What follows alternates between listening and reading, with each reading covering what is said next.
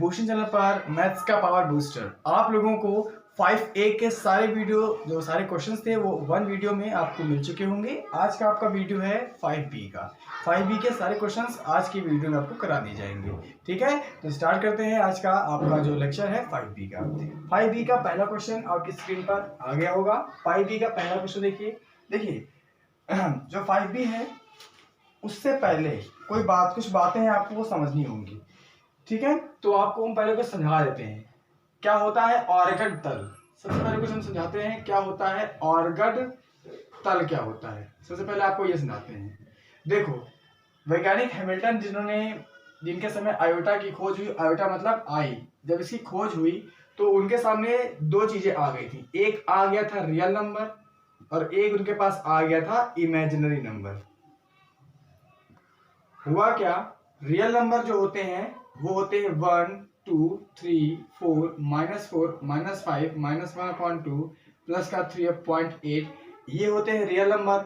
Imaginary number क्या होते हैं 3i √3i 4/3i प्लस का 5i, ये सारे होते हैं इमेजिनरी नंबर। वैज्ञानिक हैमिल्टन ने क्या किया, रियल नंबर और इमेजिनरी नंबर को आपस में ऐड कर दिया तो हमारी बनी थी कॉम्प्लेक्स नंबर। आप सबको पता है कि कॉम्प्लेक्स नंबर कब बनता है, जब हम रियल नंबर को और इमेजिनरी नंबर को ऐड कर देते हैं तो हमारा बनता है कॉम्प्लेक्स नंबर। इतना किया और क्या हुआ, देखिए आप लोगों को पता होगा कि संख्या रेखा क्या होती है, या इंग्लिश में इसको नंबर लाइन बोलते हैं। संख्या रेखा क्या होती है, या इसको इंग्लिश में नंबर लाइन बोलते हैं। तो वैज्ञानिकों के समय जब आई की खोज हो चुकी थी तो उनके पास दो अलग अलग तरह की संख्या रेखा आ गई थी। एक संख्या रेखा आई थी रियल नंबरों की और एक संख्या रेखा आ गई थी इमेजिनरी नंबरों की। हुआ क्या, जो रियल नंबर की संख्या रेखा थी वो इस तरह दिखती थी, बीच में 0, इधर 1, इधर 2, इधर 3, इधर -1, इधर -2, इधर -3। और बेटा जो इमेजिनरी नंबर की संख्या रेखा थी वो इस तरह दिखा करती थी, बीच में 0, इधर आयोटा, इधर 2 आयोटा, इधर माइनस आयोटा, इधर -2 आयोटा, डैश डैश इधर, डैश इधर। उनके सामने ये दो अलग अलग तरह की संख्या रेखा आ गई। तो वैज्ञानिकों ने क्या किया, अब तो मजबूरी ये हो गई कि पहले रियल नंबर अलग थे, इमेजिनरी नंबर अलग थे, तो इसके बारे में अलग पढ़ाई होती थी और ये जब आ गया तो इसके बारे में अलग पढ़ाई होने लगी। जब वैज्ञानिकों ने इनको आपस में जोड़ दिया तो उनके सामने क्या बनकर आ गया, कॉम्प्लेक्स नंबर। तो अगर कॉम्प्लेक्स नंबर को हमें पढ़ना होगा तो हमें इसका मतलब क्या, रियल और इमेजिनरी को साथ में लेकर चलना पड़ेगा। तो वैज्ञानिकों ने क्या किया, रियल वाली नंबर लाइन को और इमेजिनरी वाली नंबर लाइन को आपस में जोड़ दिया। कैसे जोड़ा, रियल वाली लाइन को उन्होंने माना एक्स एक्सिस और इमेजिनरी वाली नंबर लाइन को माना वाई एक्सिस। और इस तरह से जो हमारा ये तल बना इसे कहा गया ऑर्गड तल। मतलब कि रियल नंबर की लाइन जो थी वो और इमेजिनरी नंबर की जो नंबर लाइन थी उससे मिलकर बनने वाला जो तल है उसे कहा गया ऑर्गड तल। ठीक है, तो आपको समझ में आ गया होगा कि ऑर्गड तल किसे कहते हैं। ऑर्गड तल में यहाँ पर ये जो बिंदु होता है वो 0,0 का होता है, ये होता है 1, ये 2 है, 3 है, 4 है, 5 है, -1, -2, -3, -4, -5, आगे dash dash dash dash, plus का i, प्लस का 2i, प्लस का 3i, प्लस का 4i, प्लस का 5i, माइनस का i, माइनस का 2i, माइनस का 3i, माइनस का 4i, आगे डैश डैश। तो इस तरह से बनता है हमारा ऑर्गड तल। अब मान लीजिए आपको एक क्वेश्चन दिया गया कि 2 + 3i, ये जो आपका कॉम्प्लेक्स नंबर दिया गया है, ये जो आपका सम्मिश्र संख्या दी गई है, ये इस ऑर्गड तल में कहां पर स्थित होगी। अगर आपसे कहा गया कि ये क्वेश्चन कैसे करेंगे तो ध्यान से देखिए, मैंने आपको कल सिखाया था कि कॉम्प्लेक्स नंबर का जो मानक रूप होता है वो होता है a + ib। इसकी इससे तुलना कराएंगे तो a की जगह क्या आ जाएगा 2। तुलना कैसे कराएंगे, इसकी तुलना होगी रियल पार्ट से और इमेजिनरी की तुलना होगी इमेजिनरी पार्ट से। तो a बराबर क्या आ जाएगा 2 और b बराबर क्या आ जाएगा 3। ठीक है, और अगर आपको a और b में प्रॉब्लम है तो आप यहाँ पे x मान सकते हो और आप यहाँ पर इसको y मान सकते हो। तो आपको यहाँ पर सम्मिश्र संख्या क्या माननी होगी, x + iy। समझ में आ गया। तो x में कितने कदम चलेंगे? 2 कदम, 1 2। y में कितना चलेंगे? प्लस का 3 कदम, तो प्लस का 3 कदम मतलब इस तरफ, 1 2 3, कुल अगर हम कहाँ पे आएंगे? यहाँ पर आएंगे। तो जो ये बिंदु है वो क्या दर्शा रहा है कि ये बिंदु 2 + 3i को दर्शा रहा है। इस तरह से करते हैं, क्या करते हैं, किसी भी कॉम्प्लेक्स नंबर को आर्गन तल में इस तरह से निरूपित करते हैं, इस तरह से रिप्रेजेंटेट करते हैं। तो उम्मीद करते हैं इस क्वेश्चन को या फिर इस तरह के और क्वेश्चंस को इस तल में कैसे निरूपित करेंगे आपको समझ में आ गया होगा। अभी हम केवल समझा रहे हैं, जब क्वेश्चन कराएंगे तो आपको और अच्छे समझ में आएगा। ठीक, तो आपको एक बात ये सीखनी थी कि आर्गन तल क्या होता है, कोई नंबर में उसके अंकों मतलब उसके जो कोऑर्डिनेट होते हैं उन्हें कैसे निकालेंगे और उसे यहाँ पे कैसे ढूंढेंगे कि कहाँ पर जाएगा। अच्छा, एक बात और सीख लीजिए, यहाँ पे आप जब रहोगे तो आप प्लस प्लस में रहोगे, मतलब कि यहाँ पर आप तभी आओगे जब आपका x भी प्लस में दिया गया हो और y भी प्लस में दिया गया हो।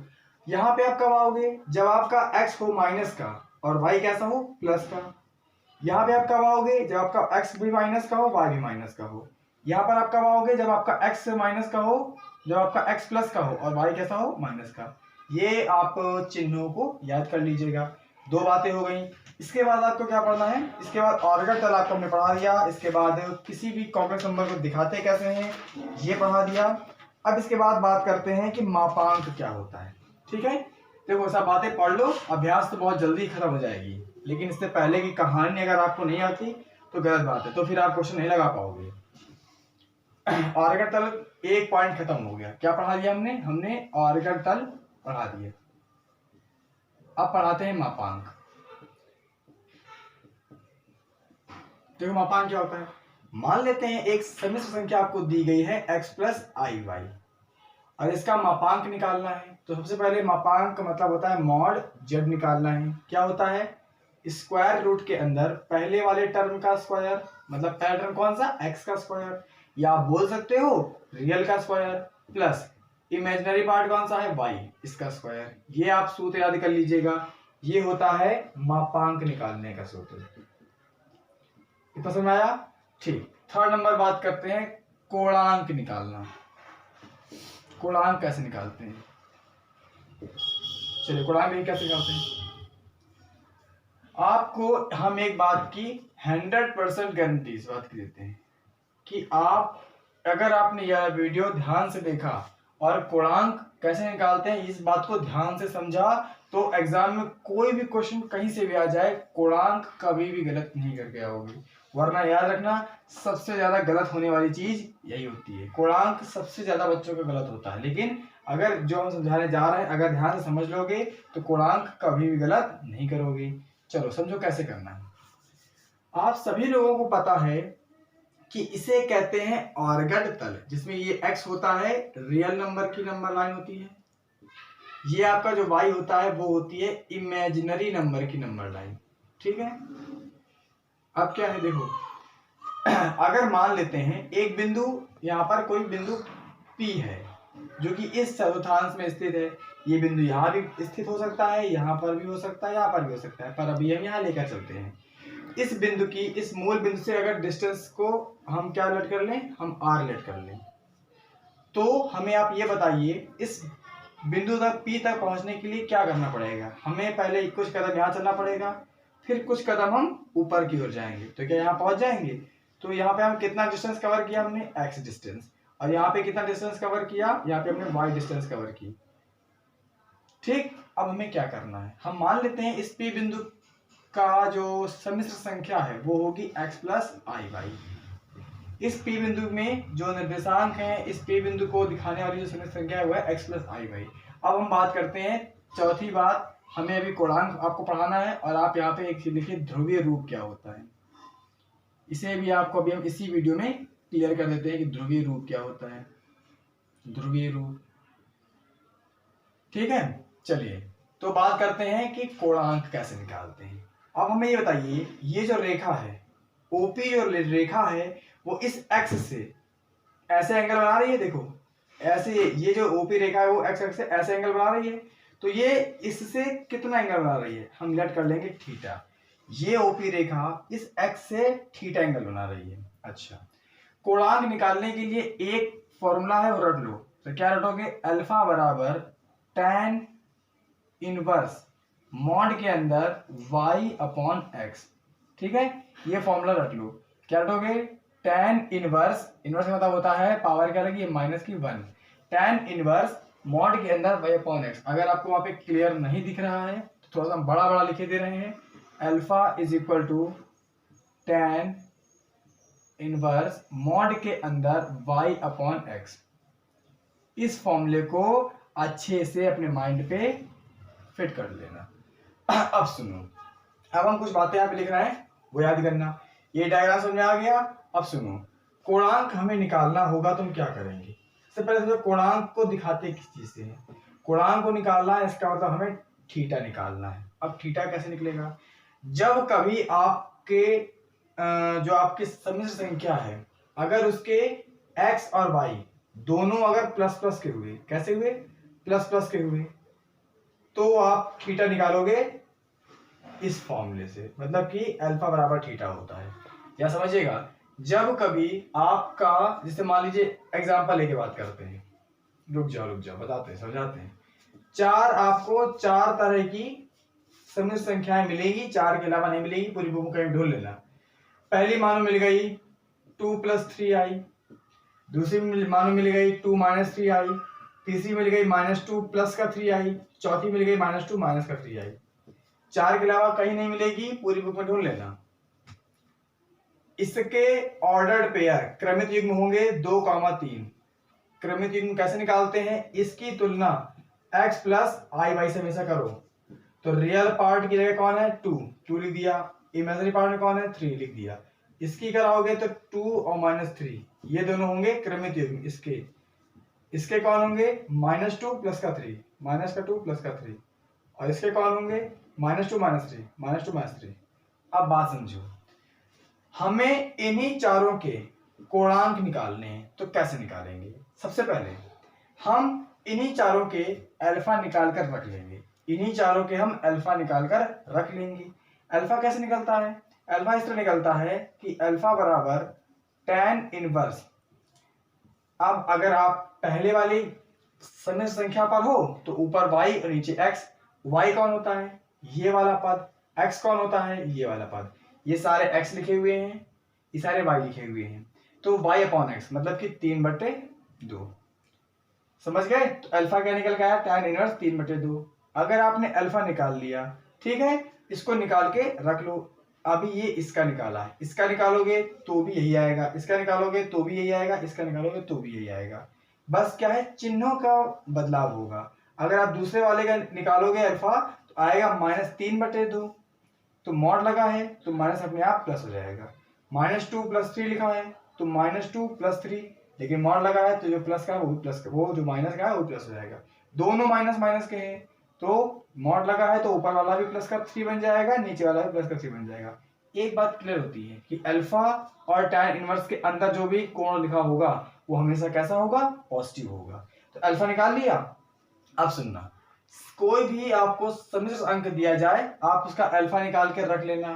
फिर आपको हम 4 सूत्र बता रहे हैं, उन 4 सूत्रों का इस्तेमाल करो और तुम्हारे सामने तुम्हारा थीटा हाजिर हो जाएगा। 4 सूत्र जो बता रहे हैं वो सुनो ध्यान से।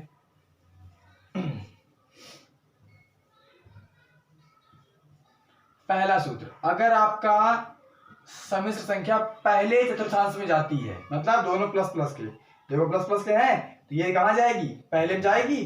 ठीक है, अगर आपकी सम्मिश्र संख्या फर्स्ट कोऑर्डिनेट में एंटर करती है तो जो अल्फा का मान आप निकालोगे वही हो जाएगा थीटा का मान। ये रहा पहला समीकरण, पहला आंसर आएगा, इससे निकालोगे। अगर आपकी सम्मिश्र संख्या दूसरे चतुर्थांश में जाती है तो आप थीटा कैसे निकालोगे, जो भी अल्फा आए उसको पाई से घटा देना। इस तरह से निकालोगे आप कोणांक, कब, जब आपका सम्मिश्र अंक दूसरे चतुर्थांश में जाएगा। दूसरा मतलब x आपका माइनस दिया गया हो, y प्लस दिया गया हो, जैसे कि ये सम्मिश्र अंक दूसरे वाले चतुर्थांश में घुस रहा है क्योंकि x माइनस का है, y प्लस का है। इसका कोणांक निकालने के लिए निकली हुई अल्फा की वैल्यू को पाई से घटा देंगे। अभी समझाएंगे क्वेश्चन तो और समझाएगा। अगर आपका सम्मिश्र अंक तीसरे चतुर्थांश में गिर गया, मतलब इस तरफ गिरेगा, इस तरफ जाएगा, तो आप क्या करोगे, तो आप प्लस के अल्फा में से माइनस का पाई घटा दोगे तो आपका एल थीटा निकल आएगा। अगर आपका कोऑर्डिनेट, अगर आपकी सम्मिश्र अंक फोर्थ कोऑर्डिनेट पे जाके गिरी, यहां पर आ गई, तो क्या करोगे, तो अल्फा का जो भी मान होगा उसका आगे माइनस लगा देना उसके आगे, और वही होगा तुम्हारे थीटा का मान। ये रहा तुम्हारे चौथे कोऑर्डिनेट में कोणांक निकालने का सूत्र। ये चार चीजें याद कर लेना, ठीक। कैसे, अगर पहले में तुम्हारा कोई सम्मिश्र अंक जाके गया, सम्मिश्र अंक अगर पहले वाले में बन रहा है तो अल्फा निकालना, वही थीटा हो जाएगा, आंसर आ गया। अगर तुम्हारा सम्मिश्र अंक दूसरे चतुर्थांश में गया है तो अल्फा निकालना और पाई से घटा देना, मतलब 180 से घटा देना, थीटा निकल आएगा। अगर तुम्हारा चतुर्थांश इधर गया है तीसरे वाले में तो अल्फा को पॉजिटिव, वैसे भी पॉजिटिव आएगा, उसमें क्या माइनस पाई को ऐड कर देना, तो आपका तीसरे वाले में गुणांक निकल आएगा। अगर आपका सम्मिश्र अंक इधर गया, क्या बोलते हैं, चौथे वाले में गया, तो थीटा का माइनस वाला जो हिस्सा होगा, मतलब थीटा निकल गया मान लो 45, इसके आगे क्या लगा दी, माइनस, ये हो जाएगा हमारा कोणांक निकलेगा चौथे पार्ट में। तो ये इतनी बातें हम आपको समझानी थी कि किसी भी चतुर्थांश में अगर कोई भी कॉम्प्लेक्स नंबर लाई करता है, कोई भी कॉम्प्लेक्स नंबर अगर वहां पर जाता है, तो हम कब कब किस किस तरह से कोणांक या थीटा निकालेंगे। ये मोस्ट इंपॉर्टेंट फॉर्मूले हैं, ध्यान रखना, ठीक है। और तुम्हें ये भी ध्यान रखना पड़ेगा कि तुम्हारा सम्मिश्र अंक कब कब किस किस चतुर्थांश में जा रहा है। अगर दोनों प्लस प्लस के निकल के आएंगे तो पहले में जाएगा, अगर एक प्लस एक निगेटिव निकल कर आएगा तो चौथे में जाएगा, अगर एक माइनस एक प्लस निकल कर आएगा तो दूसरे में जाएगा, एक माइनस दोनों मास निकल कर आएंगे तो तीसरे में जाएगा। तो अभी हमने पीछे आपको सीधे समझाया था। तो कोणांक हो गया, किस कोऑर्डिनेट में जाएगा ये बता दिया, और कैसे निकलेगा ये बता दिया। सारी बातें खत्म होती हैं। अब लास्ट रह गया है ध्रुवीय रूप। ध्रुवीय रूप और पढ़ लो, आपकी अभ्यास फिर स्टार्ट करते हैं कि अभ्यास को कैसे हल करना है। इतनी बातें मन में बसा लो और एक कॉपी पेन लेकर बैठा करो, जितना बताया जाए उसको नोट करते रहा करो, वीडियो पॉज करके नोट कर लिया करो, ठीक है। बात करते हैं पोलर फॉर्म क्या होती है। पोलर फॉर्म क्या होती है, किसी भी कॉम्प्लेक्स नंबर की पोलर फॉर्म कैसे निकालते हैं। देखो, अगर आपका कॉम्प्लेक्स नंबर दिया है z बराबर x प्लस वाई आई, इसकी पोलर फॉर्म जो होती है, अब देखो निकालने का तरीका हम नहीं सिखाएंगे कि ये पोलर फॉर्म निकलती कैसे, केवल इतना याद कर लो, अगर एक सम्मिश्र अंक आपका x प्लस आई वाई है तो इसकी पोलर फॉर्म होगी z बराबर r cos theta plus i sin theta. अब ये कैसे आता है ये हम नहीं बताएंगे, क्योंकि इतना कोई आपको आवश्यक नहीं है, आपके एग्जाम में इतना आएगा भी नहीं, आपसे फिर इतना पूछा जाएगा कि इस सम्मिश्र अंक को पोलर फॉर्म में चेंज करो, बस इतना पूछा जाएगा, ठीक है।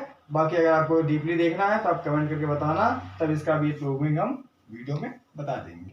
लेकिन अभी क्या करना है, इतना याद कर लो कि किसी भी सम्मिश्र संख्या का ध्रुवीय रूप क्या होता है, r ब्रैकेट के अंदर cos theta plus i sin theta, ये होता है पोलर फॉर्म, ठीक। चलो, तो अब इसमें से कन्वर्जन, इसको इसमें कैसे कन्वर्ट करते हैं और वापस इसको इसमें कैसे कन्वर्ट करते हैं, ये हम सिखाएंगे क्वेश्चन को करा के, ठीक है। तो इतना वीडियो आपको हमको समझाना था, इतनी बातें आपको हमको इस वीडियो में समझानी थी, ठीक है।